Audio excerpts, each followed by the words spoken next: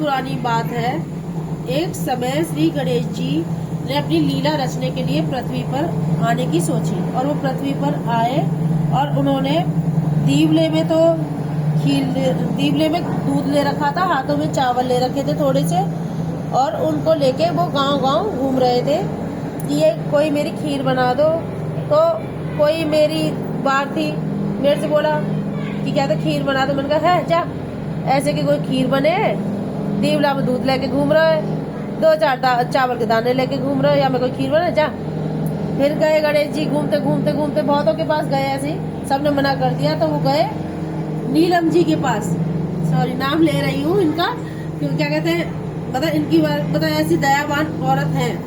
तो उनके पास गए तो उन्होंने कहा कि लाओ भैया लाओ, मैं बना दूंगी, जो क्या बनेगी खीर मैं आपको बुला लूंगी। कि ठीक है माता जी, वो बड़े बर्तन में बनाना।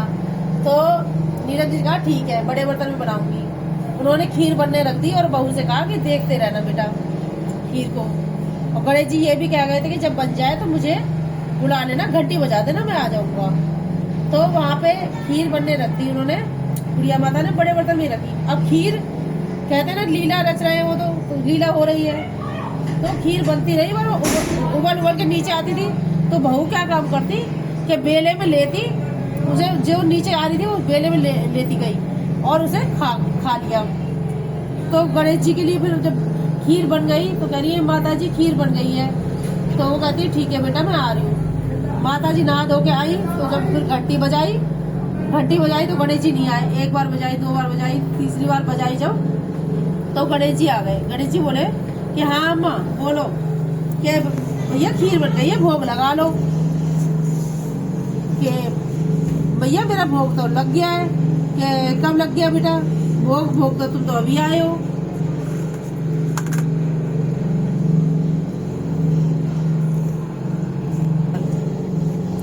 तो गणेश जी ने कहा कि मेरा भोग तो लग गया है। कि ना बाबा, ऐसे कैसे लग गया भोग तुम्हारे बिना? के ना मेरा भोग तो लग गया। कि कब लग गया? कि तुम्हारी बहू ने खा लिया। कि ना मेरी बहू तो ऐसा कर ही ना सके, मेरी बहू ऐसे कैसे खा लेगी?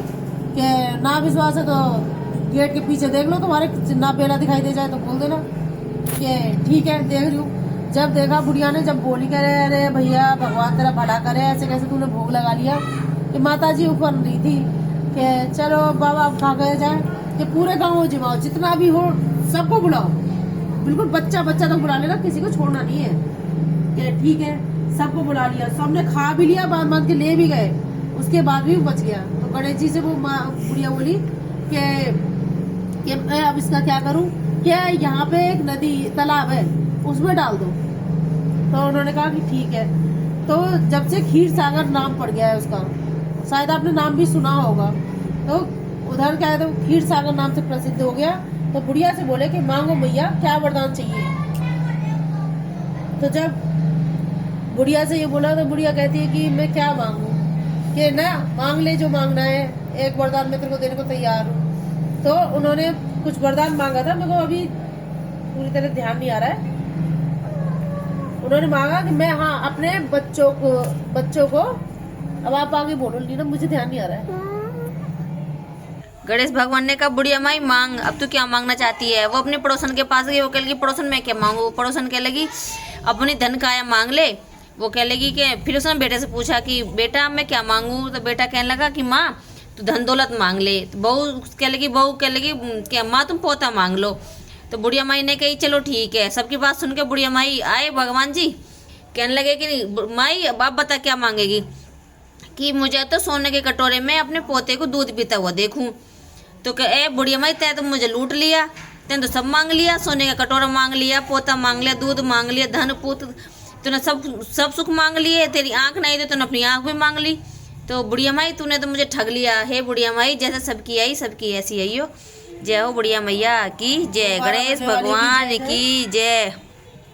सुनने वाले का, हुंकारा भरने वाले का भाई सबका भला हो, सबका भला हो, कहने वाले का भला हो। जय हो गणेश भगवान की जय। ए सकट चौथ मैया जैसे सबकी आई ऐसी भले भला सबका करियो। माता रानी कोई भूल चूक हुई हो तो वो भी माफ करियो। जय श्री कृष्णा, राधे राधे। सकट चौथ की सबको हार्दिक शुभकामनाएं। तो नमस्कार दर्शकों, तिल चौथ की कहानी। एक शहर में देवरानी जेठानियां रहा करती थी। जेठानी अमृता और देवरानी अमीर थी। देवरानी गणेश जी की भक्त थी। देवरानी का पति जंगल से लकड़ी काट कर बेचता था। वह अक्सर बीमार रहता था। देवरानी जेठानी के घर का सारा काम करती और बदले में जेठानी बचा हुआ खाना उसे दे देती थी और पुराने कपड़े भी उसे दिया करती थी। इसी तरह देवरानी जेठानी का परिवार चल रहा था। माघ महीने में देवरानी ने तिल चौथ का व्रत किया। 5 आने के तिल व गुड़ मिलाकर तिलकूट बनाया। पूजा करके तिल चौथ की कथा पढ़ी। तिल चौथ की कहानी पढ़ी सुनी और तिलकुटा ठीके में रख दिया और सोचा कि अचानक उन्हें पर पहले तिलकुटा और उसके बाद ही कुछ खाऊंगी। कथा सुनकर वह जेठानी के यहाँ चली गई। खाना बनाकर जेठानी के बच्चों से खाना खाने को कहा तो बच्चे बोले, माँ ने आज व्रत किया है और माँ भूखी है, इसीलिए हम माँ जो खाना खाएगी तब हम खाना खाएंगे। जेठानी को खाना खाने को कहा तो जेठानी बोली, अकेले खाना नहीं खा पाऊंगी, चांद निकलेगा तभी मैं खाना खाऊंगी, अभी मैं व्रत हूँ। जेठानी ने उसे कहा कि आज तो किसी ने भी अभी तक खाना नहीं खाया, तुम्हें कैसे दे दूं खाना? मैं तुम सुबह आकर के खाना ले जाना, बचा हुआ खाना अभी नहीं मिल सकता है। जेठानी ने मना कर दिया। देवरानी के घर पति बच्चे सब आस लगाकर बैठे हुए थे कि आज त्योहार है, इसमें एक पकवान खाने को मिलेंगे। परंतु जब बच्चों को पता चला कि आज तो रोटी भी नहीं मिली है तो रोने लगे। उसके पति को भी बहुत गुस्सा आया। कहने लगा कि सारा दिन काम करने पर भी तुम्हें 2 रोटी नहीं मिली तो क्या काम करती हो? पति ने गुस्से में आकर पत्नी के कपड़े धोने वाली थपकी होती है जो, उससे बहुत मारा। दोनों हाथ से छूट गया तो पार्टी से मारा कि वह बेचारी गणेश जी को याद करती हुई रोते रोते पानी पीकर सो गई। उसके बच्चे भी पानी पीकर सो गए। उस दिन गणेश जी देवरानी जी के सपने में आए और कहने लगे, दोहरी मारी पाटे मारी, सो रही है या जाग रही है? वह बोली, कुछ सो रही हूँ कुछ जाग रही हूँ। गणेश जी बोले, भूख लगी है, कुछ खाने को दे। देवरानी बोली, क्या दूं? मेरे घर तो अन्न का एक दाना भी नहीं है। जेठानी बचा हुआ खाना देती थी पर आज वह भी नहीं मिला। पूजा का बचा हुआ तिलकुटा चीजों पर पड़ा है, वह खा लो। तिलक को उल्टा खाने के बाद गणेश जी बोले, उद्धव ने मारी पलटी मारी, निपटाई लगी है, कहाँ निपटूं? लिपट तो वह ली तो बोली, ये पड़ा है पूरा घर, जहाँ चाहो वहाँ निपट लो। फिर गणेश जी बोले कि अब पहुंचू कहाँ, नींद में मगन। अब देवरानी को बहुत गुस्सा आने लगा और कब से तंग आकर किए जा रहे हो आप लोग? कहते हैं शो बोली कि मेरे सर पर पूछ लो। कहाँ पूछोगे? सुबह देवरानी उठी तो यह देखकर हैरान रह गई कि पूरा घर हीरे मोती से जगमगा रहा है और सोना चांदी हीरे मोती उसके घर में बहुत से पड़े हुए हैं, वे ढेर लगे हुए हैं। वहाँ हीरे मोती टीके व बिंदी जगमगा रहे हैं। उसके माथे पर जो उन्होंने बाद में पूछा था वो हीरे मोती जगमगा रहे हैं। उस दिन देवरानी जेठानी के यहाँ काम करने नहीं गई। बड़ी देर तक रात तकते तकते जेठानी ने बच्चे को देवरानी को बुलाने कहा कि जाओ लेके आओ। कहते वो आई नहीं आज कि काम को बढ़ाए। तो बच्चे गए कि चाची चाची मम्मी बुला रही है। तो वो कहने लगी कि आज तो मेरे ही घर काम होते रहा है, आज अपनी मम्मी से बोलो कि वो मेरा ही काम करके चली जाएंगी।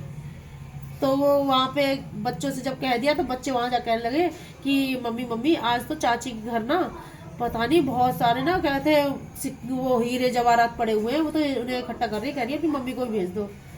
कहती है तो वो गई देवरानी के पास दौड़ती कि ये सब कैसे हुआ।